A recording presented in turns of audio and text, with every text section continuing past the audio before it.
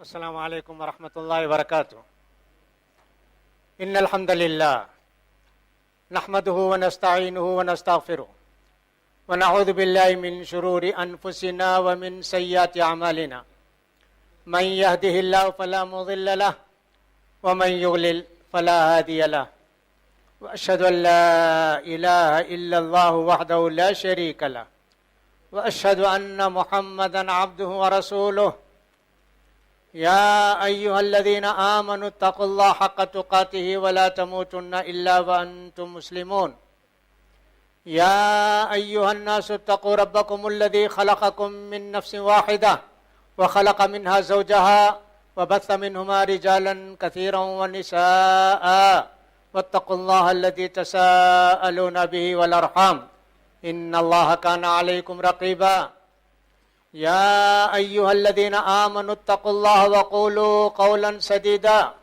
يصلح لكم أعمالكم ويغفر لكم ذنوبكم ومن يطع الله ورسوله فقد فاز فوزا عظيما أما بعد فإن خير الحديث كتاب الله وخير الهدي هدي محمد صلى الله عليه وسلم وشر الأمور محدثاتها وكل محدثة بدعة وكل بدعة ضلالة وكل ضلالة في النار يقول سبحانه وتعالى في محكم تنزيله قل اهبطوا منها جميعا فإما يأتينكم مني هدى فمن تبع هداي فلا خوف عليهم ولا هم يحزنون والذين كفروا وكذبوا بآياتنا أولئك أصحاب النار هم فيها خالدون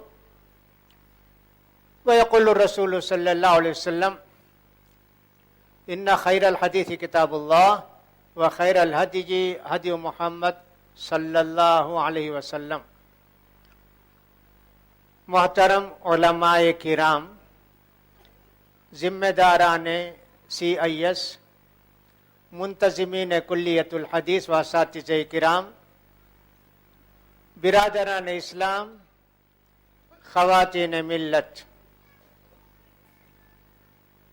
آپ کے اس مجمع کو دیکھ کر مجھے بے انتہا خوشی ہو رہی ہے کہ دین کی باتوں کو سننے کے لیے آپ نے اپنی مصروفیات کو چھوڑ کر یہاں حاضر ہوئے۔ یہ دلیل ہے اس بات کی کہ آپ کے دلوں کے اندر دین کا نور اور دین کی روشنی الحمدللہ بہت حد تک باقی ہے۔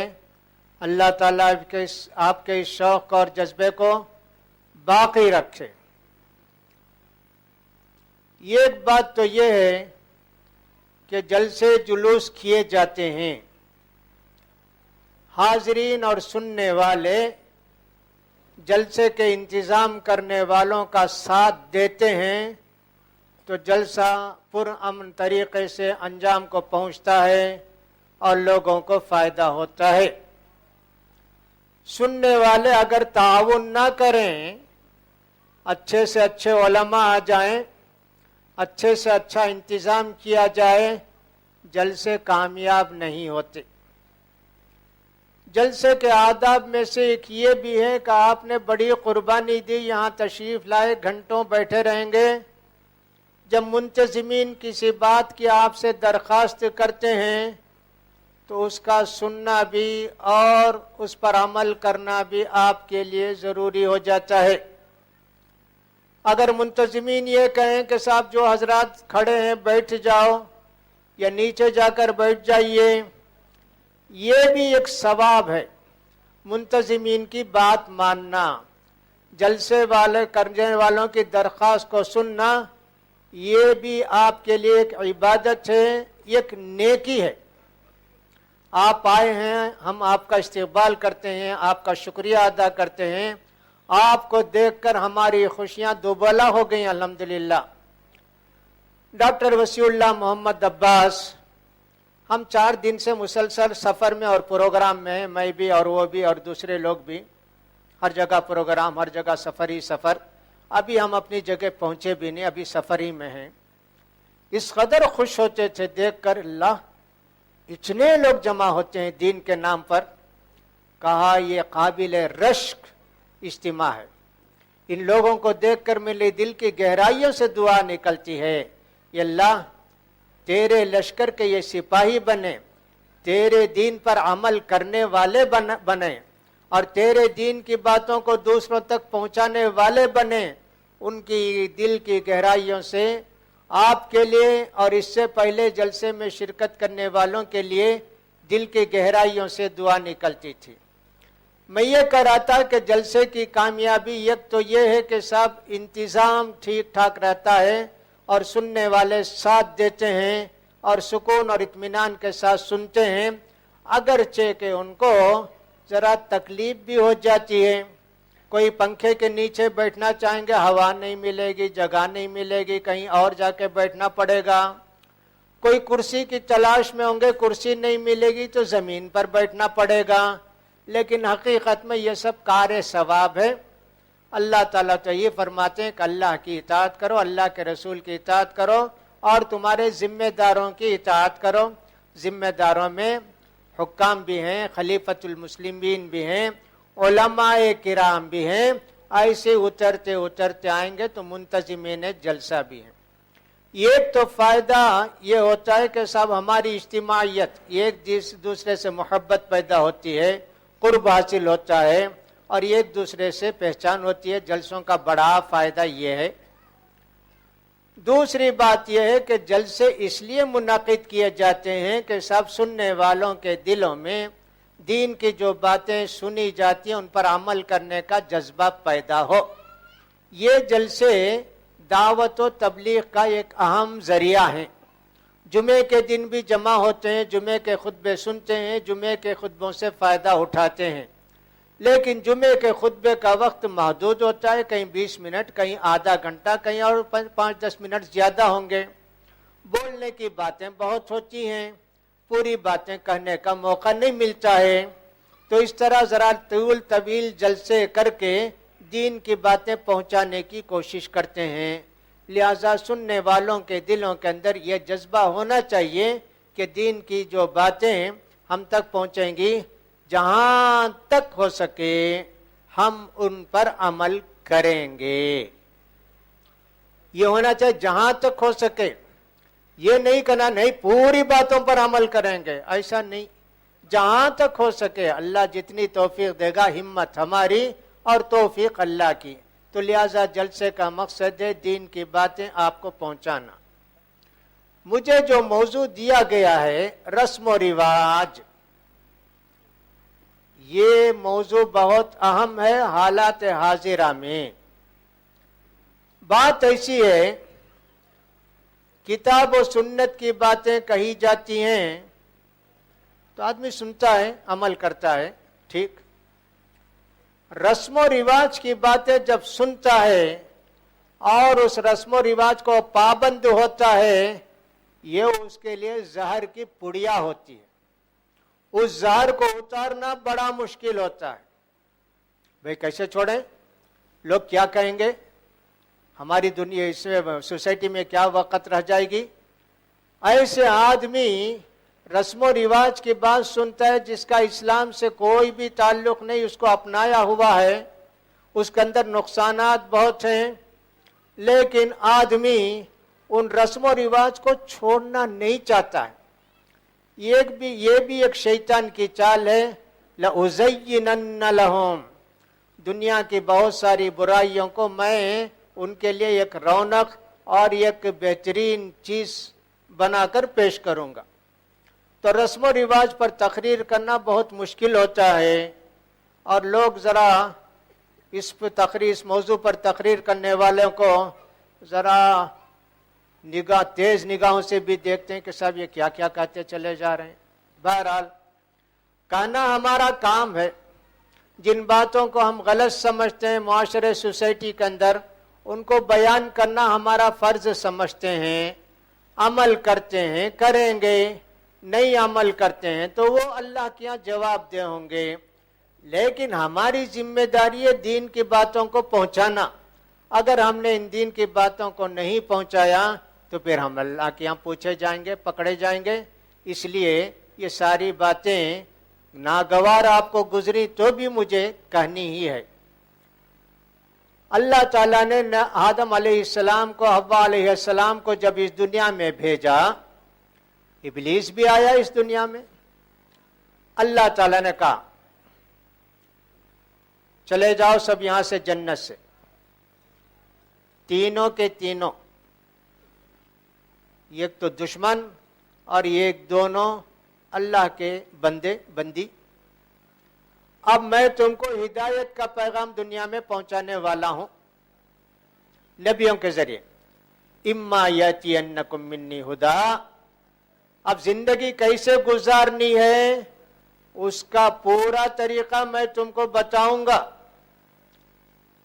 فمن تبع ہدایا، جو بھی اس دنیا میں میرے قانون پر عمل کرے گا، فلا خوف علیہم ولا هم یحزنون، سکون اور چین کی زندگی اس کو نصیب ہوگی، غم بھی نہیں اور اندیشہ بھی نہیں، اطمینان کی زندگی۔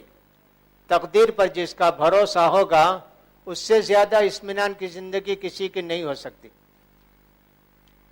ہاں، جو لوگ میری باتوں کو نہیں مانیں گے اور جھٹلائیں گے تو ایسے لوگوں کا ٹھکانہ جہنم ہے، اس میں ہمیشہ وہ رہنے والے ہیں۔ یہ آیت تو یہ ہوئی سورہ بقرہ کی 38 اور 39ویں آیت۔ نبی کریم صلی اللہ علیہ وسلم جب بھی خطبہ دیتے، وہ جمعے کا خطبہ ہو، تقریر ہو، کچھ بھی ہو، چند الفاظ، چند کلمے کہتے جو ہم بھی جمعے میں بھی کہتے ہیں، اور اس مرتبے بھی یہاں بھی میں نے وہ سارا خطبہ آپ کے سامنے پڑھا۔ اس کے اندر دو تین باتیں ہیں۔ سب سے بہترین کتاب اللہ کی کتاب ہے، اور زندگی گزارنے کا سب سے بہترین طریقہ نبی کریم صلی اللہ علیہ وسلم کا طریقہ ہے۔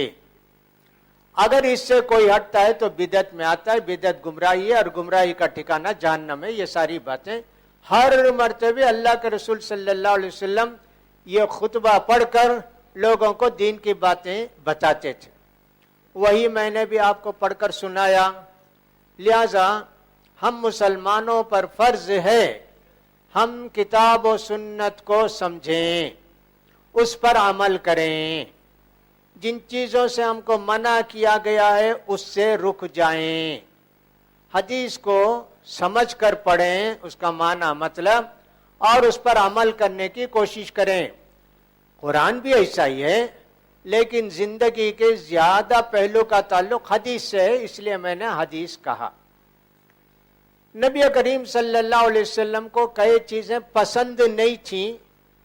پسند اس لیے نہیں تھی کہ یہ اللہ کی انتہائی ملعون قومیں تھیں، جن پر اللہ کا غصہ نازل ہوا، جن کے راستے گم ہو گئے، راستے سے بھٹک گئے، یا جو اللہ کو مانتے ہی نہیں۔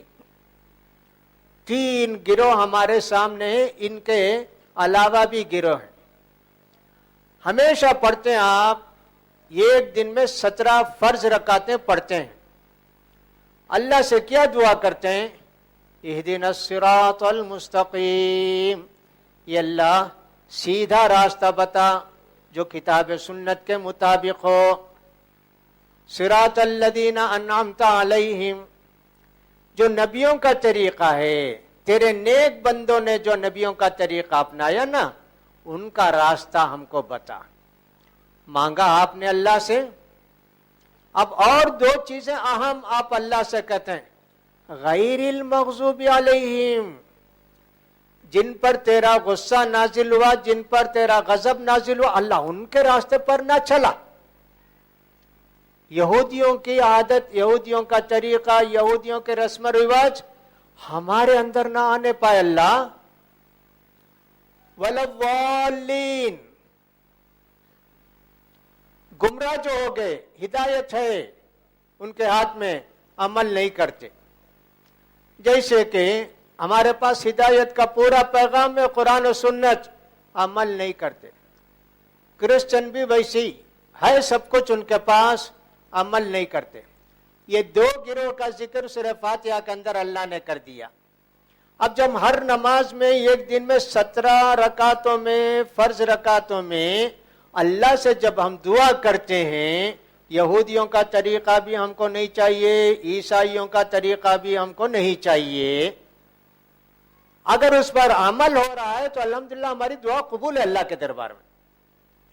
یہ دعا بھی کریں، ان کے طریقے کو اپنائیں، یہ تو اللہ کو پسند نہیں. سوچ لیجیے آپ، ہمارا کھانا پینا، اٹھنا بیٹھنا، اوڑھنا بچھونا، چلنا پھرنا، آپس میں ملنا جلنا، شادی بیاہ اور دوسرے جتنے رسم و رواج ہیں، اس میں کرسچنوں کا، یہودیوں کا کتنا دخل ہے اور اسلام کی تعلیمات کتنی ہیں. ہم تو 17 مرتبے اللہ سے کہتے ہیں، اور جو سنت نفل پڑھتے ہیں، تہجد پڑھتے ہیں، وہ تو پتہ نہیں کتنی مرتبے ہو جاتے ہیں. نبی کریم صلی اللہ علیہ وسلم یہودیوں کے تعلق سے کہتے تھے خالف الیہود، یہودیوں کے خلاف کرو.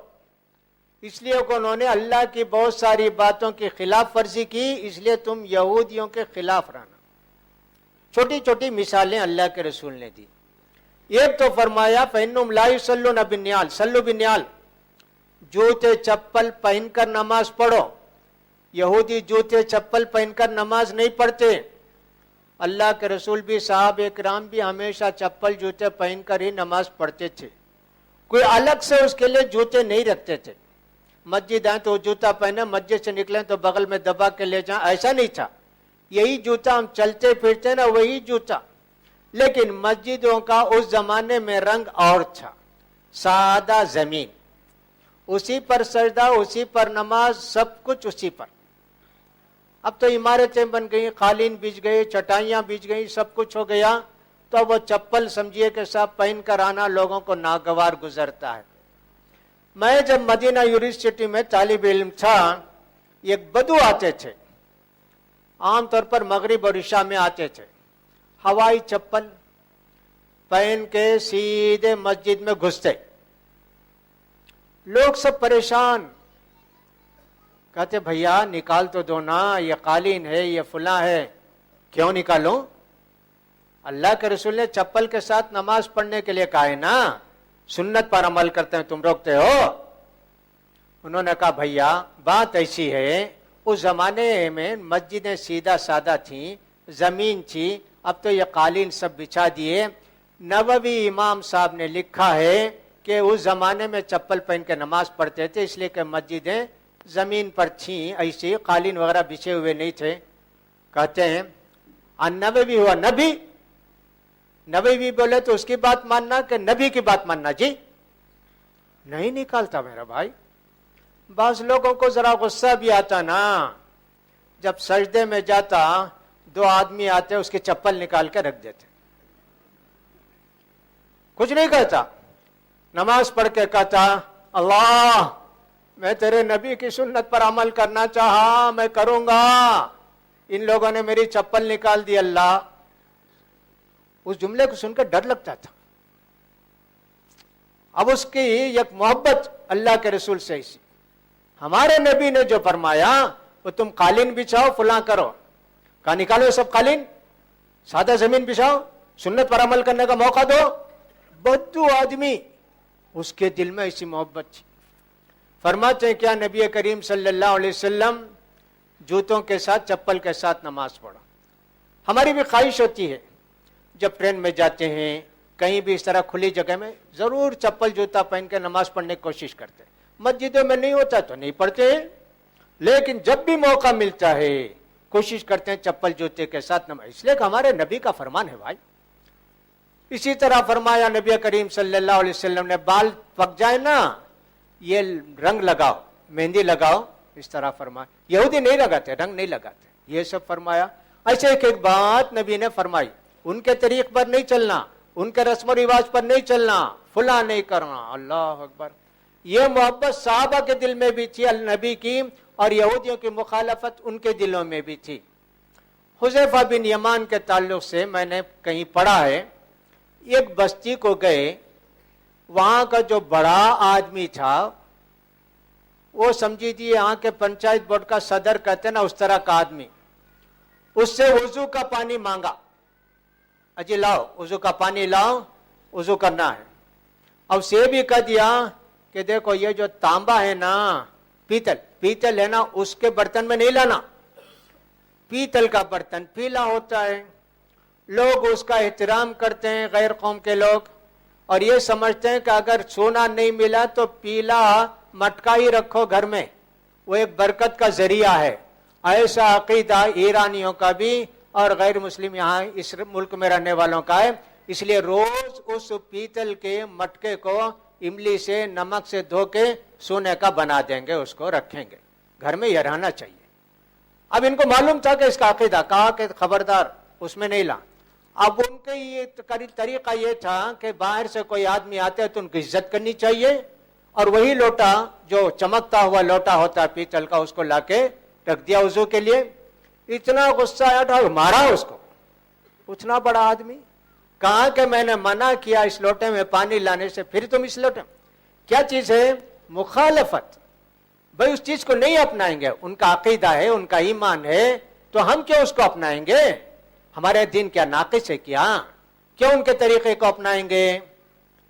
اسی طرح اللہ کے رسول نے یہ بھی فرمایا لَتَتَّبِعُنَّ سَنَنَ مَنْ كَانَ قَبْلَكُمْ، جتنے لوگ تم سے پہلے گزرے نا، یہودی اور عیسائی، ان سب کے طریقوں کو تم اپنا لو گے جی۔ آج ویسے میرے بھائی کتنی رسم و رواج ہیں، ان کو ہم اپنائے ہوئے ہیں۔ بہرحال یہ سب باتیں سمجھے کہ نکلتی گئی، بولتا گیا، اس کو تمہید سمجھیے، اور وہ بھی بڑی لمبی تمہید ہو گئی۔ اب ہم کہاں سے شروع کریں؟ اپنے موضوع کو سمجھ میں آتا نہیں، پیدائش سے شروع کریں کہ شادی سے شروع کریں، وفات سے شروع کریں، یہ تین چیزوں میں رسم و رواج کا بڑا دخل ہوتا ہے۔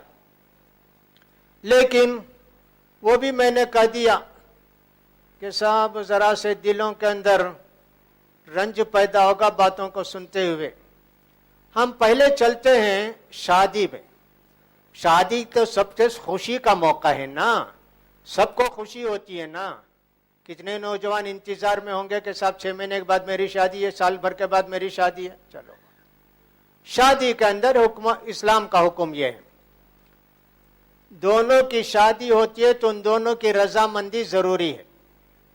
الحمدللہ عام طور پر ایسی ہوتا ہے، لڑکا بھی راضی رہتا ہے، لڑکی بھی راضی رہتی ہے۔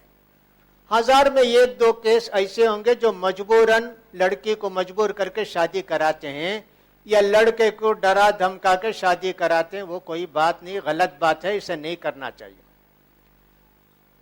اسلام کہتا ہے کہ لڑکے کو چاہیے کہ لڑکی کو دیکھ لے شادی سے پہلے، لڑکی کو شادی سے پہلے دیکھ لینا چاہیے۔ پتہ نہیں اپنے دل میں کیا کیا ارمان لیا ہوا تھا، دیکھا تو ویسی نہیں نکلی ہو۔ کبھی ٹی وی دیکھا ہوگا، کبھی سنیما دیکھا ہوگا، کبھی پرچے کے اندر دیکھا ہوگا کہ صاحب ایسی ہوتی ہے گوری اور ایسی، آئی تو معلوم ہوا کہ صاحب کالی ہے، نکٹی ہے، فلاں ہے، وہیں سے اس کے دل میں یہ غصہ پیدا ہوا۔ اسی لیے اللہ کے رسول نے فرمایا دیکھ لو جی۔ حضرت جابر آئے، کہا کہ اللہ کے رسول میں نے ایک لڑکی کو پیغام دیا شادی کا، انصار کی لڑکی کو، دیکھے نہیں؟ اللہ کا نہیں، جاؤ پہلے دیکھو، اس کے بعد بات طے کرو۔ ہو گیا نہیں بات؟ دیکھے جابر رضی اللہ تعالیٰ عنہ۔ کبھی ایسا ہوتا ہے کہ لڑکی کو دیکھنا مشکل بھی ہوتا ہے نا، کہیں چھپ کر دیکھ لیتے تھے، نیت تھی شادی کی، ورنہ تو حرام ہے کسی کو دیکھنا چھپ کر بھی۔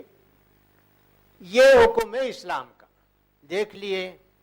اب اس کے بعد سے شروع ہوتی ہے کارروائی۔ دیکھ لیا لڑکا، لڑکی پسند آ گئی، اب ان کے قافلے شروع ہوتے ہیں۔ نوشا کے دادی، نوشا کے نانی، ان کی خالہ، ان کی پھوپھی، ان کی بھابھی، 4 آدمی آتے جائیں گے، دیکھتے جائیں گے۔ شادی لڑکا کرے گا کہ تم لوگ کرو گے؟ جب لڑکے کو لڑکی پسند ہے تو تم لوگوں کی کیا اس میں دخل ہے؟ جتنے دیکھیں گے اتنے عیب نکلیں گے۔ ایک تو کہے گی کہ آنکھیں ذرا چھوٹی ہیں، دوسری کہے گی کہ ناک ذرا چپٹی ہے، چوتھی کہے گی کہ منہ ذرا بڑا ہے، اور ایک کہے گی کہ صاحب وہ تو ہاتھ اس کے چھوٹے معلوم ہوتے ہیں، انگلیاں تو موٹی معلوم ہوتی ہیں۔ اللہ، کرنا ہے اس کو شادی، اور یہ جاتی ہے 4 4 5 5، ان کو دیکھنا ہے، دبئی سے آئے، ابو ظبی سے آئے، سعودی سے آئے، فلاں آئے۔ اب آتے ہیں تو خرچہ بھی تو ہے نا، کھلاؤ پلاؤ، مرغی کاٹو، فلاں کی دکان میں جاؤ، پھل کھلاؤ، فلاں کھلاؤ، کیا مصیبت ہے جی؟ ہاں صاحب یہی ہوتا ہے۔ یہ کیا رسم ہے؟ یہ غیر قوموں کی رسم ہے۔ لڑکا دیکھے نہ دیکھے، لڑکے کے جو متعلقین وہ ضرور دیکھیں گے۔ اب ان کے ایک ساڑی بھی خریدنی ہے تو 9 عورتیں جائیں گی ایک ساڑی خریدنے کے لیے دلہن کے لیے، ان کے یہاں اسی جماعت جماعت جماعت۔ یہ کیا رسم ہے بھائی؟ چلو جی، کھائے پیے موٹے تازے ہوئے، ابھی دلہا ان کا رشتہ ہوا بھی نہیں، تکلیف دیے خوب دلہن والوں کو۔ کیا ضرورت ہے میرا بھائی؟ اسلام کا کتنا سیدھا سادہ طریقہ ہے، اس کو تم نے چھوڑا۔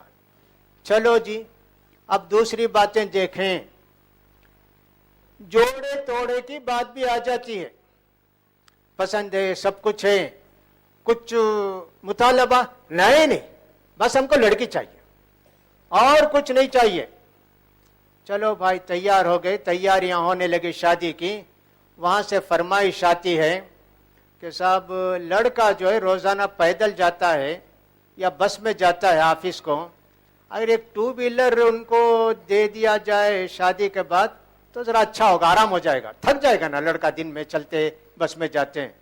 شروع ہوتی ہے فرمائشیں، کہا ضروری نہیں بھائی، ضروری نہیں، چاہے تو دیجیے، وہ ضروری سے بھی ضروری ہوتا ہے۔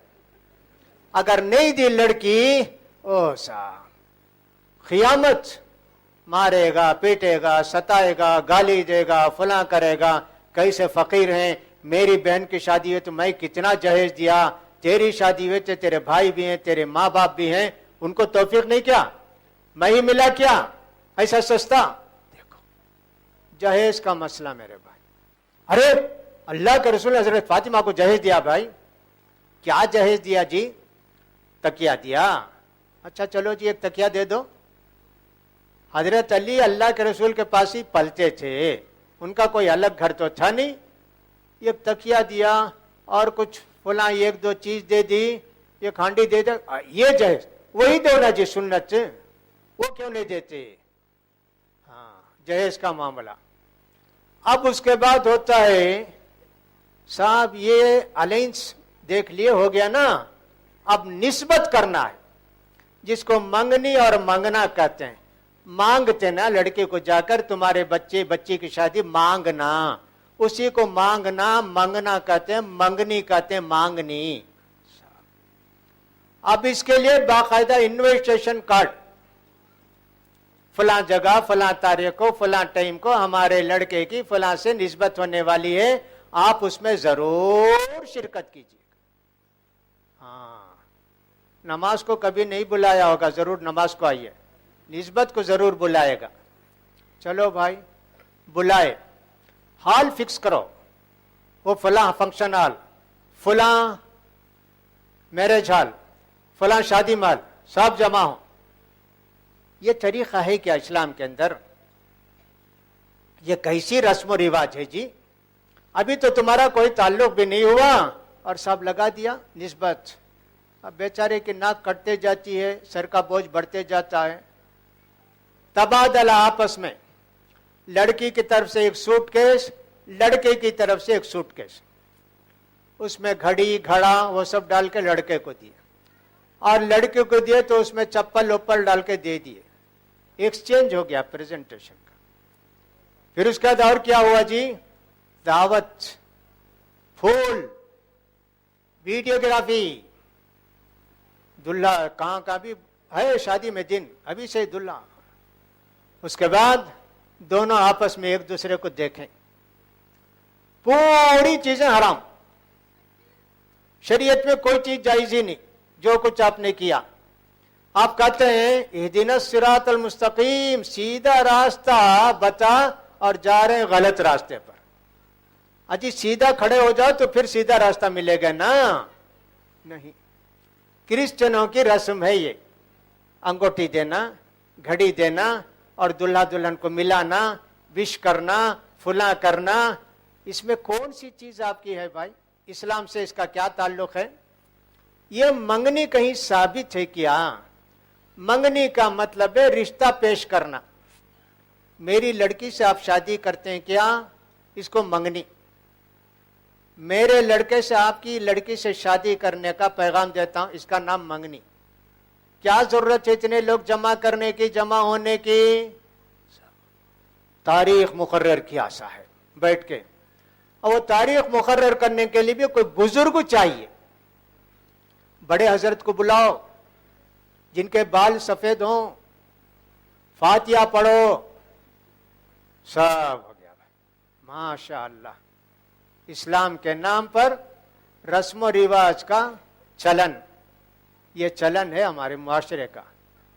चलो भाई, हो गया, बात पक्की हो गई साहब। रजब की 27 तारीख को तुम्हारी शादी है इससे। अब दोनों तैयारी करते हैं।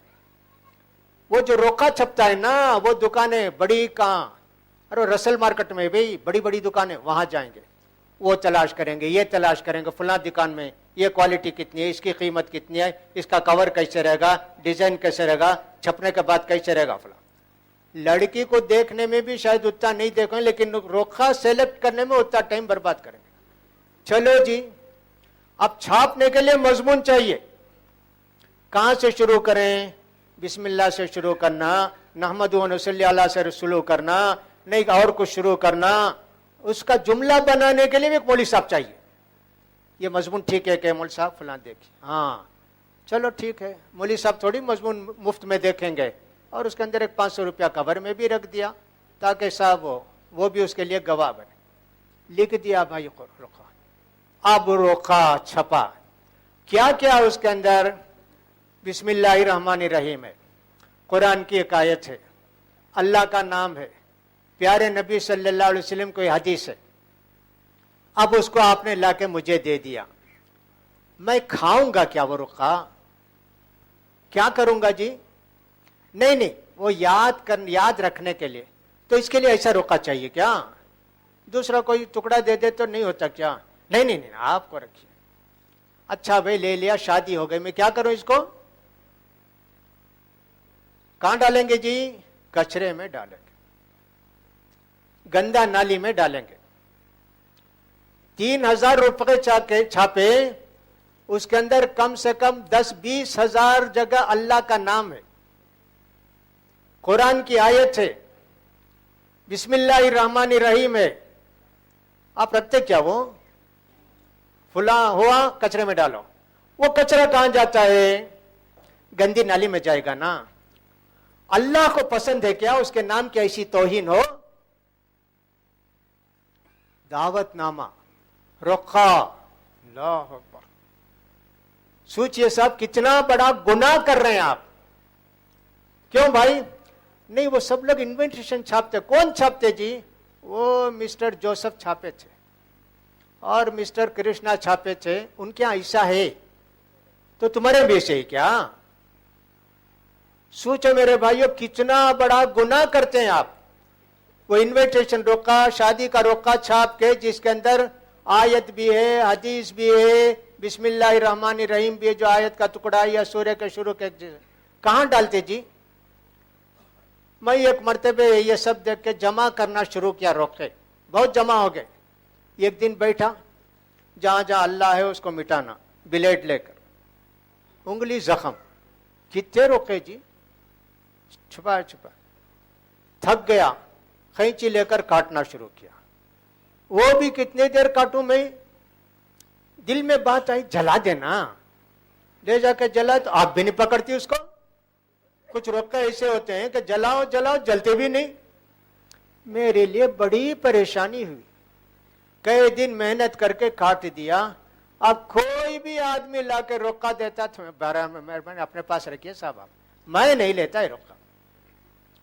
भाई छापना छापो जी, मेरे लड़के की शादी फलां के लड़के से फलां जगह फलां वक्त होने वाली याद दिलाना। इतने یہ سب کیا آیت ہے؟ شادی اتنی امپورٹنٹ ہے، یہ رقہ کے صاحب اس میں اللہ کا نام بھی ہو، نحمد و صلی اللہ رسول الکریم بھی ہو، اور صاحب وہ المنتظرین، اور صاحب فلاں یہ وہ دلہن کے رشتہ دار، دلہے کے رشتہ دار، سب معلوم ہوتا ہے کہ صاحب بایوگرافی تیار کر کے دے دیا۔ سوچو کتنا بڑا گناہ کرتے ہیں، چھاپنے والے گناہ کرتے ہیں، لینے والے گناہ کرتے ہیں۔ آپ لیتے ہیں کیا؟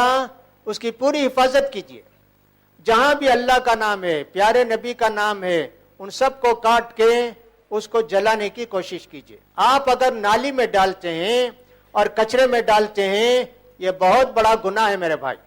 جو کچھ کیا اللہ معاف کرے، آئندہ کبھی آپ یہ رخہ لیجیے نہیں۔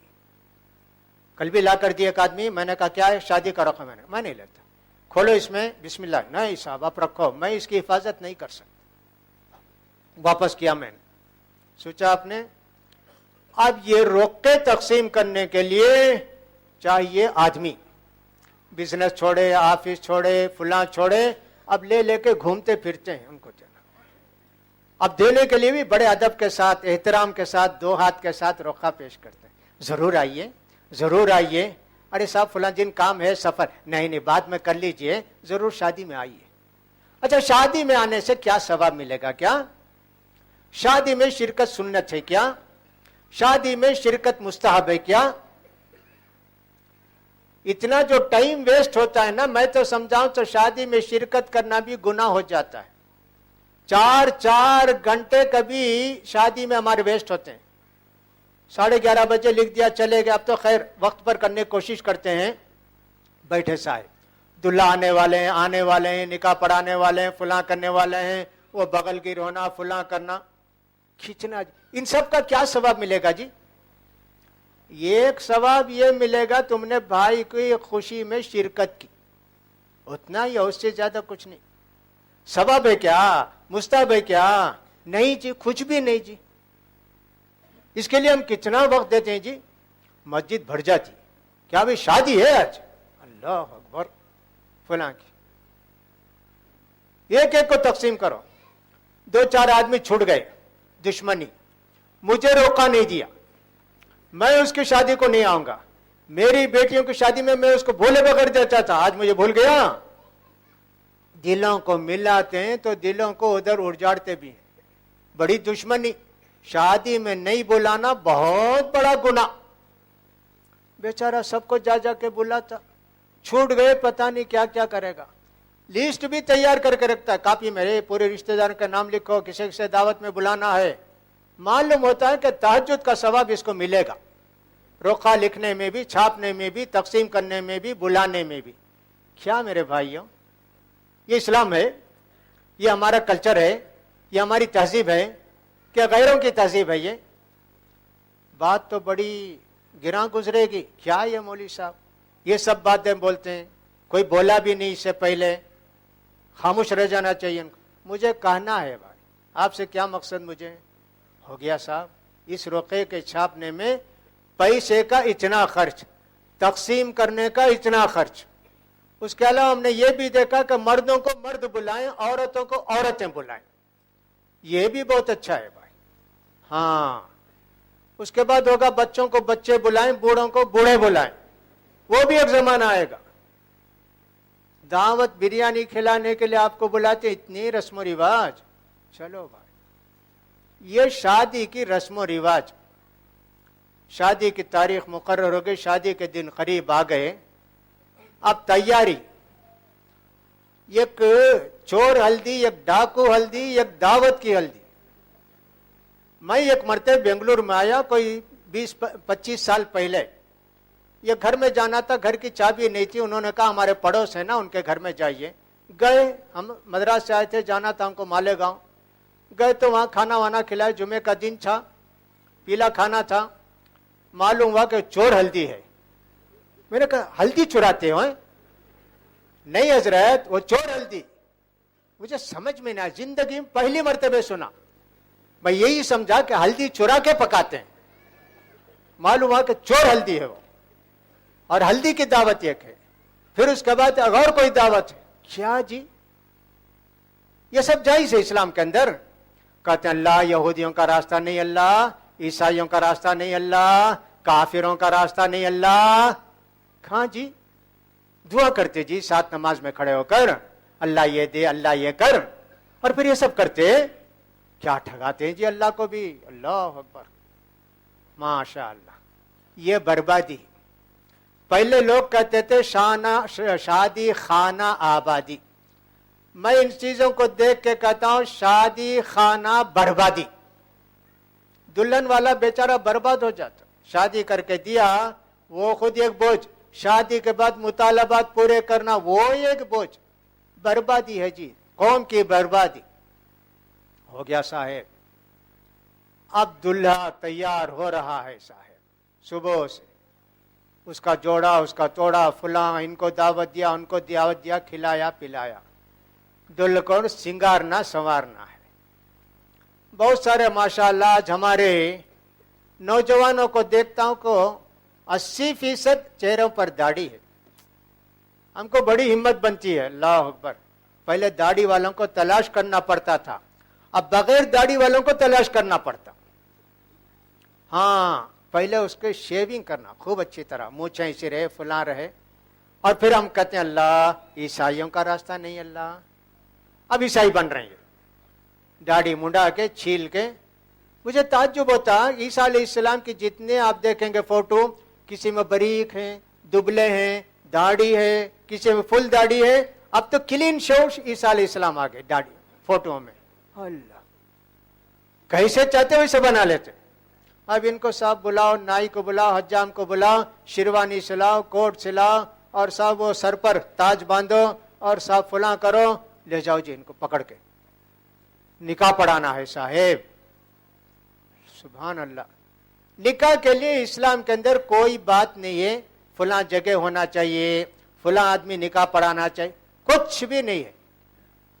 इतना आसान निकाह ना कि साहब लड़का लड़की तैयार हैं माँ बाप की इजाजत से। वैसे लड़के के लिए माँ बाप की इजाजत जरूरी नहीं है, लेकिन होना चाहिए माँ बाप की इजाजत। उन्होंने कहा ठीक है साहब, मेरी लड़की की शादी आपसे हो जाएगी इंशाल्लाह। महर मेरी बच्ची कहती है साहब इतना, या ये मैं कहता हूं कि आप 2 लाख रुपया महर देंगे। हाँ साहब ठीक है। भाई इधर आइए, आप इधर आइए। 2 आदमी को बुलाए, देखो मेरी बेटी की शादी इनसे हो रही है ना, गवाह रहेंगे ना आप, महर इतना है भाई। अच्छा ठीक है, आइए साहब। दुल्हन को बुला के ले जाइए। कहा खुतबा पढ़े नहीं ना। खुतबा मुस्ताहब है जी, सुन्नत। ये जो पढ़ते हैं काजी साहब, हम लोग पढ़ते हैं ना, ये जो खुतबा पढ़े अल्हम्दुलिल्लाह सवाब है, सुन्नत है, बरकत है। जरूरी किसी ने आज तक दुनिया में नहीं कहा पढ़ना काजी साहब, वो नहीं, किसी ने नहीं कहा। इतना सीधा साधा निकाह। मुनासिब छोटा सा वाकया भी जिक्र कर दें। मदीने के एक बड़े आलिम थे जो अपने जमाने के सबसे बड़े आलिम समझे जाते, सईद इब्न मुसय्यब। उनके दर्स में कुछ लोग हाजिर होते थे। उसमें से एक आदमी बेचारा गरीब भी था, जरा काला कलौटा था, दर्स में आना बंद कर दिया। पूछा कहाँ जी वो आदमी नहीं आता? कहा उसकी बीवी मर गई। अरे बीवी मर गई तो दर्स में क्यों नहीं आता? शादी कर लेना चाहिए ना उसको, घर के काम काज में लगा रहता है। कहा शादी कर लेना। पहली शादी बड़ी मुश्किल से हुई, अब उसको लड़के कौन देगा? अरे उससे कहो दर्स में आए, बैठे भाई। दर्स में आए 2-4 दिन के बाद, इधर आओ जी, क्या है मामला तुम्हारा? बीवी मर गई, घर के काम काज बहुत रहते हैं, बड़ा परेशान हूं, शादी क्यों नहीं करते जी? मुझे लड़की कोई देगा? मेरी बेटी से शादी कर लो। बेटी से पूछा, बेटी राजी? अब्बा आप जहां बोलेंगे। शादी हो गई। इस शादी का पैगाम कौन दिए थे? अब्दुल मलिक इब्न मरवान, जो दुनिया का सबसे बड़ा बादशाह, रोम का भी ईरान का भी, उस वक्त सब इस्लामी हुकूमत ना, उसके बेटे के वास्ते रिश्ता मांगा। मेरे बेटे की शादी आपकी बेटी से हो जाए ना। ये फकीर आदमी, आलिम आदमी, दुनिया का सबसे बड़ा बादशाह, और डर उसको, मैं कैसे जाके सईद इब्न मुसय्यब से कहूं कि मेरे बेटे की आपकी बेटी से शादी? डर, हिम्मत नहीं।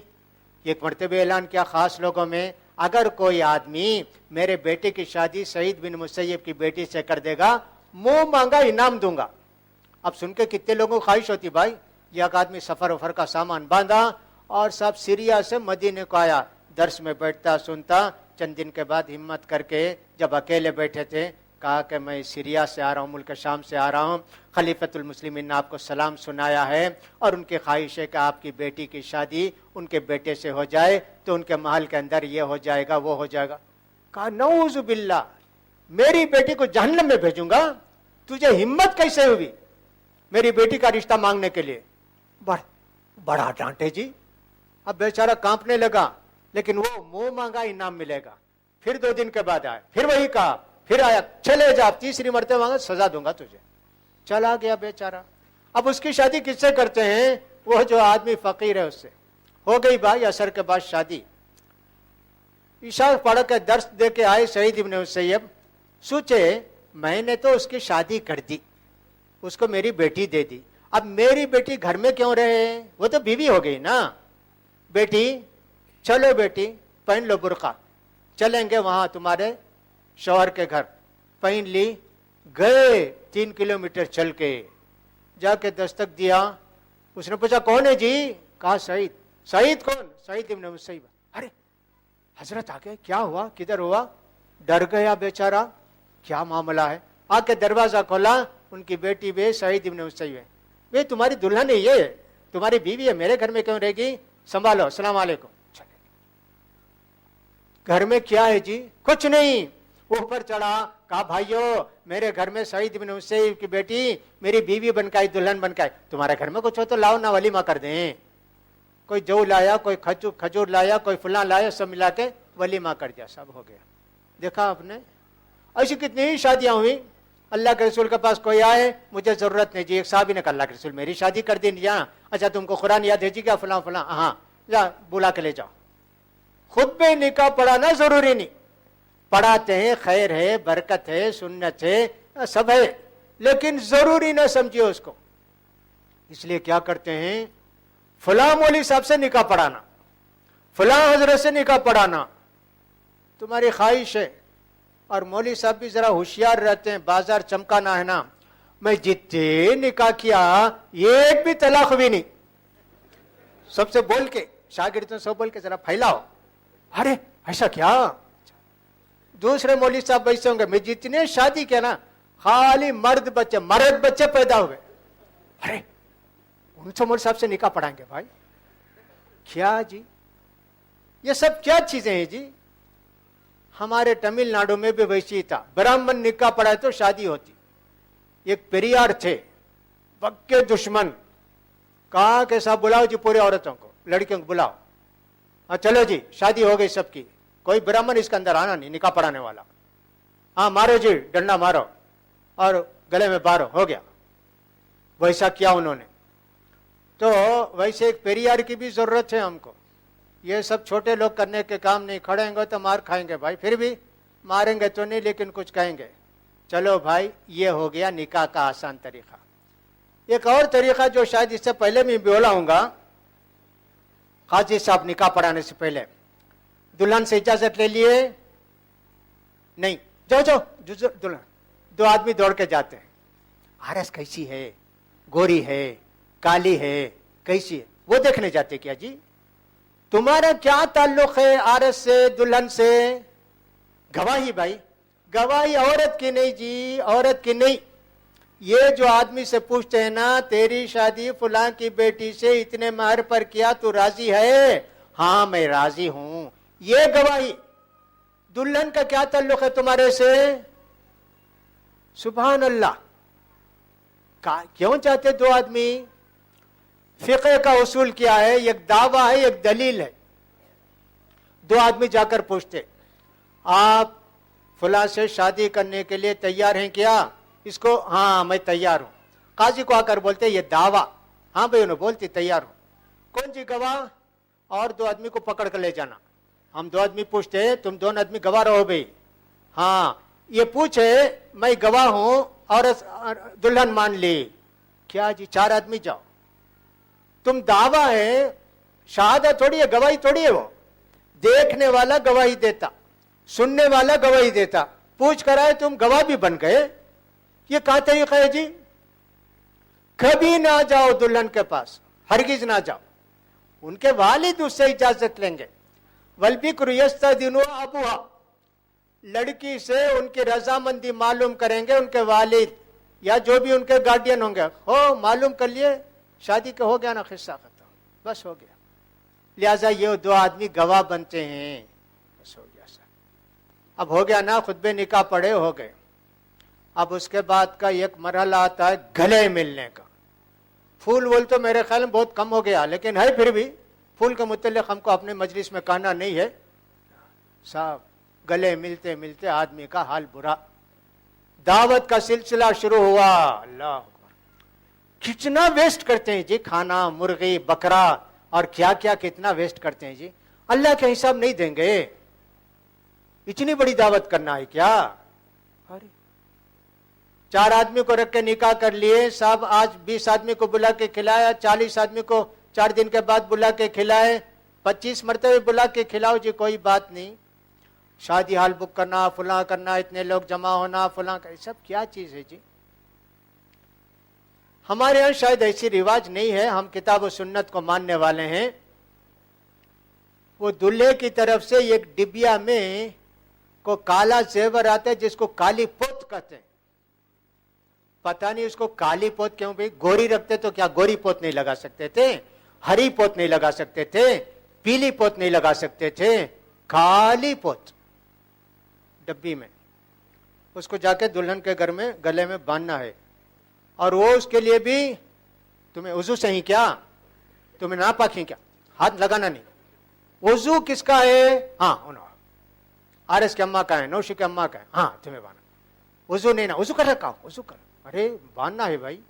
نعوذ باللہ, یہ کیا چیز ہے جی؟ خالی سندھوں کا رسم, شرک. عقیدہ ہے کہ جب تک یہ ہماری کالی پوت ہے نکاح باقی ہے, یہ ٹوٹ گیا نکاح ٹوٹا. کیا عقیدہ ہے جی؟ کالی پوت. میں ایک جگہ نکاح پڑھانے گیا تو وہاں سب ہم نے کتاب و سنت کے مطابق کیا. اس کا ایک حضرت لے کر آئے چھوٹی ڈبی, حضرت اس میں ذرا پڑھ کو پھونک ڈالتے کیا, اور 200 روپیہ اس کے نیچے. یہ کیا ہے جی؟ کالی پوت حضرت. یہ کیا کرنا؟ اٹھا کر لے جانا. نہیں حضرت پڑھ کو پھونک ڈالو. میں نے کہا ٹھیک ہے, لاؤ 200 روپیہ بھی, کالی پوت بھی جیب میں. پریشان, حرام لا کے مجھے دے کے لے کر جاؤں میں. یہ کالی پوت کی ایک رسم میرے بھائی, جائز ہے جی یہ سب. شادی کی رسموں پر غور کیجیے, ہم لوگ کتنے اس کے اندر بگڑے ہوئے ہیں. اللہ کے یہاں پوچھ نہیں ہوگی. میں نے کہا کہ صاحب ایک تو بچہ پیدا ہوا, اس کے بعد ان کا جوانی, تربیت, شادی, اس کے بعد میت. شادی ہی میں اتنا وقت لگا, ابھی ختم نہیں ہوا. شادی کی دعوت, اس کے بعد ولیمے کی دعوت. شادی کی دعوت دلہن والے کریں گے اور ولیمے کی دعوت دلہے والے کریں گے. شادی کی دعوت کا کیا ثبوت ہے؟ کھلانا چاہے تو کھلاؤ, جائز ہے, ہم حرام نہیں کہتے اس کو. خوشی ہے تم کھلا تو, بوجھ اگر سمجھے نہیں کھلانا چاہیے. دلہے والوں نے کہا ہم 400 آدمی آئیں گے, ان کو کھلائیے. اگر معلوم ہو کہ دلہے والوں نے ڈیمانڈ کیا ہے 400-200 آدمی کا, ہرگز اس شادی میں مت جائیے, حرام کی دعوت ہو گئی. ہو اپنی خوشی سے کوئی کھلایا, کوئی بات نہیں, کھلا جائے. ہمارے بستی میں وانم بڑی میں ایک اصلاح رسوم کے اندر ایک طریقہ ایجاد کیا گیا. اگر دلہا دلہن دونوں ایک ہی بستی کے وانم باڑی کے, تو نکاح کی دعوت دلہن والے دلہن کے گھر میں کھائیں گے, دلہا والے دلہا کے گھر میں کھائیں گے. ان کی دعوت میں وہ نہیں جائیں گے, ان کی دعوت میں نہیں آئیں گے. ہاں ولیمے میں سب شریک ہوں گے, بات اچھی ہے, کوئی بات نہیں. بہرحال دعوت کا, اب اس کے لیے ایک دعوت یہ بھی, شادی کی دعوت. ولیمہ کب ہونا چاہیے؟ کسی حدیث میں ولیمے کا وقت مقرر نہیں ہے. ولیمہ کب کرنا چاہیے؟ شادی کے وقت بھی کر سکتے, شادی کے بعد بھی کر سکتے, رخصتی کے بعد بھی کر سکتے, بیوی کے ساتھ ملنے کے بعد بھی کر سکتے. 4 باتیں بتایا. شادی کے وقت اس کے بعد شادی کے بعد، رخصتی کے وقت، اور میاں بیوی ملنے کے بعد کب بھی کر سکتے ولیمہ. کیوں دو دو دعوت رکھتے، دو دو دن انگیج کرتے فلاں کو فلاں کے ساتھ؟ پیسے اتنے بیکار ہیں کیا؟ سب ایک ساتھ رکھو نا. شادی فالوڈ بائی ولیمہ، نکاح کے بعد ولیمے کی دعوت، قصہ ختم جی. نہیں کہاں اس کا ثبوت ہے؟ اچھا تم ثابت کرو جی، کہاں اس کا ثبوت ہے کہ نکاح کے دوسرے دن کرنا چاہیے، میاں بیوی سے ملنے کے بعد کرنا چاہیے؟ روقہ چھاپ دیے، اتوار کے دن شادی، منگل کے دن ولیمہ. انہوں نے کہا کہ میاں بیوی ملنے کے بعد، اب اس بیچاری کو ماہواری شروع ہو گئی شادی کے بعد. اب روقہ تو چھاپ دیے نا، دعوت تو کھلائیں گے نا، میاں بیوی ملے کیا؟ کیا مطلب میاں بیوی ملنے کا؟ لوگوں نے لکھا ہے میاں بیوی سے خلوت ہونا، پردہ گرا، میاں بیوی اندر ہو گیا. سب قرآن کی آیت سے معلوم ہوتا ہے ایک آدمی شادی کیا، اللہ سب کو بچائے جو واقعہ ذکر کرنے والا. دلہا قبول کر لیا، ہاں صاحب میں نے اس کا نکاح اتنے مہر پر قبول کرا، وہیں اس کا ہارٹ فیل ہو گیا. اب دلہن جی وہ بیوی، نکاح کے بعد نہ اس کا ہارٹ فیل ہوا، کیا کرنا؟ 4 مہینہ 10 دن عدت میں بیٹھے گی. دلہا دلہن کو دیکھا بھی نہیں، دلہن دلہے کو دیکھی بھی نہیں. ہاں اس لڑکے کا جو مال ہوگا لڑکی کو جائے گا 1 میں 4 حصہ، پورے حکم. بیوی ہو گئی جی، ایجاب قبول سے بیوی ہو گئی. اب تم کہتے ہو ولیمے کے لیے ملنا چاہیے، فلاں کرنا چاہیے تب ولیمہ، کہاں اس کا ثبوت ہے؟ تھوڑی دیر کے لیے مان لیتے ہیں، اچھا بھائی دوسرے دن کرنا چاہیے ولیمہ، تیسرے دن کرے تو بدعت کیا، چوتھے دن کرے تو بدعت کیا؟ یہ کہاں ہے تیسرے دن بھی کر سکتے، چوتھے دن بھی کر سکتے؟ کہاں ہے بتاؤ، تم بتاؤ. میں تو تم کو بتا دیا. یہ کوئی نیا مسئلہ نہیں حنفی اہل حدیث کا، سب کا ایک ہی مسئلہ، شادی کے بعد ولیمہ کر سکتے. پاکستان کے بڑے عالم صاحب ہیں جن کا نام ہے مفتی تقی عثمانی، بہت بڑے عالم، جسٹس ہیں وہاں کے، کیا کیا ہیں. وہ لکھتے ہیں، ابن حجر فتح الباری کے اندر لکھتے ہیں شادی کے وقت بھی ولیمہ کر سکتے، شادی کے بعد بھی ولیمہ کر سکتے، رخصتی کے وقت بھی ولیمہ کر سکتے، دلہن پہنچ گئی اور صاحب صحبت کے بعد بھی ولیمہ کر سکتے. کہا یہی ٹھیک ہے. بہت بڑے حنفی معرف القرآن شفیع صاحب کے لڑکے، انہوں نے صاف لکھا ہے اسلام کا حکم یہی ہے، ولیمہ کا کوئی ٹائم مقرر نہیں. کرو ولیمہ، کیوں نہیں کرتے جی؟ کرنا چاہیے فوراً ولیمہ. آپ کی خواہش ہے اور ایک دن کریں، اور ایک دن کریں، اور ایک دن کریں، اور ایک کرو جی، کوئی بات نہیں. ایک صحابیہ کی لڑکی کہتے ہیں ہمارے والد کی شادی ہوتے 7 دن ولیمہ کرے، صاحب آتے تھے کھاتے تھے 7 دن. اب کوئی پوچھے گا ارے لڑکی زندہ تھی کیا، پیدا نہیں ہوئی، کیسا بولتی میرے ابا کی شادی ہوئی تو 7 دن لوگ کھانا کھائے؟ دوسری شادی جی ان کی، پہلی بیوی کی بیٹی ہو، بڑی تھی، اور ان کے والد دوسری شادی کے 7 دن صحابہ سب آ کر کھائے. ایک دن ولیمہ، ایک دن ولیمہ، ایک دن ولیمہ. امام بخاری بھی حدیث میں ہی لکھے 7 دن ولیمہ کر سکتے ہیں. وہ جو حدیث آتی ہے کہ صاحب پہلے دن کا ولیمہ سنت، دوسرے دن کا جائز، تیسرے دن کا ریاکاری، وہ حدیث ضعیف ہے. تو ولیمہ جتنا ہو سکے اوائڈ کیجیے. آپ کے ولیمے میں 2000 آدمی آئے، 2000 آدمی کا کار کا خرچہ، پیٹرول کا خرچہ، شادی کا خرچہ، ان کا ٹائم، وہ سب نکال لیے، کتنے لاکھ روپے ہوئے؟ ہمارا پیسہ ایسا ہے کیا اتنا برباد کریں؟ اللہ اکبر. خیال نہیں کرتے جی. ایک تو ولیمے کی یہ رسم و رواج، اور اس کے بعد جو رسم و رواج ہے نا، وہ صاحب دلہن آتی ہے تو اس کا قدم بوسی کرنا، فلاں کرنا، یہ کرنا، سب مصیبت بلا. الحمدللہ آپ لوگ اس سے بچے ہوئے ہیں، اللہ نے آپ کو بچایا ہوا ہے. یہ سب ہونا چاہیے. ایک شادی ہوتی ہے، برادری میں شادی ہونی چاہیے، دوسروں میں نہیں. گوشت بیچنے والے گوشت بیچنے والوں کے ساتھ، مرغی بیچنے والے مرغی بیچنے کے ساتھ، مچھلی بیچنے والے مچھلی بیچنے. ارے یہ برادری، مچھلی برادری، بکرا برادری، گائے برادری، کپڑا برادری، تیل برادری، پتھر برادری. ارے کیا جی یہ مسلمان ہے کیا اس سے شادی؟ ہاں اللہ کے رسول نے یہ فرمایا دیندار ہونا چاہیے بس. میں نے صرف شادی کی باتیں کہیں، اور اس میں بھی بہت مختصر طور پر کہیں، اس لیے کہ اس وقت سب سے بڑی مصیبت میری نظر میں یہی شادی ہے. اتنا خرچ کرتے ہیں مسلمان جس کی کوئی حد نہیں. لہذا آپ ان چیزوں کو پڑھیے، سمجھیے. اسلام سیدھا سادہ کیا ہے، رسم و رواج سے پاک دین ہے ہمارا، اس پر ہم کو عمل کرنا چاہیے. میرا وقت ختم ہوا.